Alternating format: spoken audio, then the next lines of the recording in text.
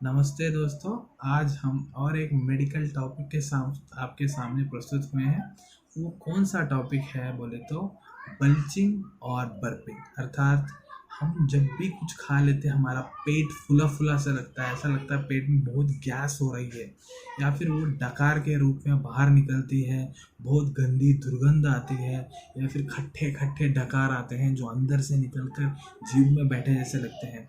इसके क्या प्रमुख कारण है, इसका निवारण कैसा है, मैं पूरा इस वीडियो में डिस्कस करने वाला हूं, तो वीडियो को शुरू से लेकर अंत तक ज़रूर देखिए।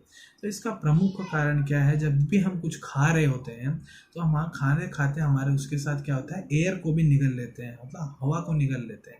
जैसे कि अगर हम चाय की चुस्की ले रहे होते हैं, या फिर हम च्यूइंग गम खा रहे हैं, या फिर कोल्ड ड्रिंक पी रहे हैं, सोडा पी रहे हैं, गुटखा खा रहे हैं, तंबाकू खा रहे हैं, तो उस टाइम क्या होता है, हम खाते खाते एयर को ज़्यादा निगलने लग जाते हैं। उस वजह से क्या होता है, पेट में एयर ज़्यादा होके ऐसी समस्याएं होती हैं। दूसरा प्रमुख कारण क्या है, हम जो प्रॉपर टाइम पीरियड में नहीं खाते हैं। सुबह खा लिया, दोपहर का नहीं खाते हैं, दोपहर खा लिया, रात को नहीं खाते हैं, रात को खा लिया तो दोनों टाइम का नहीं खाते हैं। तो ऐसा नहीं करना है, तीनों टाइम पे खाइए, थोड़ा थोड़ा ही खाइए।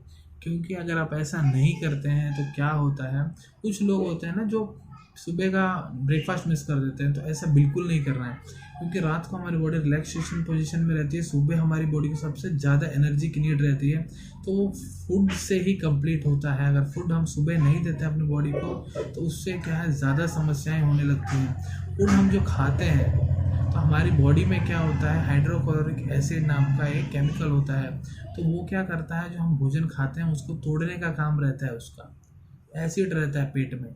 तो क्या करता है, अगर वो हम खाना नहीं देते हैं पेट को, तो क्या होता है, वो अंदर की जो हमारी प्रोटेक्टिंग लेयर होती है उसको डैमेज करना स्टार्ट कर देता है। उस वजह से हमको बहुत सारी गैस्ट्रिक के वजह से डकारें निकलनी चालू हो जाती हैं। दूसरा कारण है बहुत ज़्यादा खा लेना।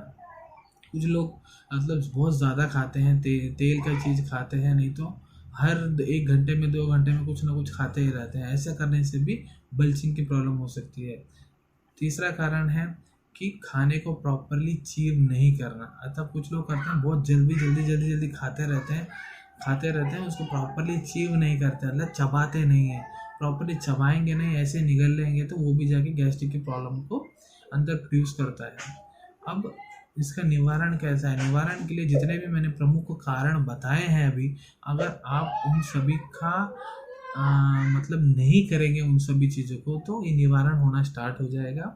उसको छोड़ के अगर आपको बहुत ही ज़्यादा डकारें आ रही हैं, गंदी गंदी स्मेल आ रही, ऐसे टाइम पे आप क्या कीजिए, ठंडा पानी पीजिए। उससे क्या होगा, पेट को ठंडक पहुंचेगी और वो प्रॉब्लम को कंट्रोल करने की कोशिश करता है। दूसरा है, जब भी आपको ऐसी बल्जिंग हो रही हो, डकारें बाहर आ रही हैं, मुंह को बंद कर लो। उससे क्या होता है, सप्रेस होकर अंदर ही रह जाती हैं। तीसरी, अगर मैं मेडिसिन की बात करूं तो हमारे आयुर्वेद में टैब गैसिक्स है, अग्नितुंडीवटी है, आम्ल पित्त मिश्रण आता है, अभय अरिष्ट सिरप आता है, या फिर आम्ल पित्त चूर्ण आता है, सिरप आता है। इन सभी को आप लेके इन सब चीज़ों का निवारण कर सकते हैं।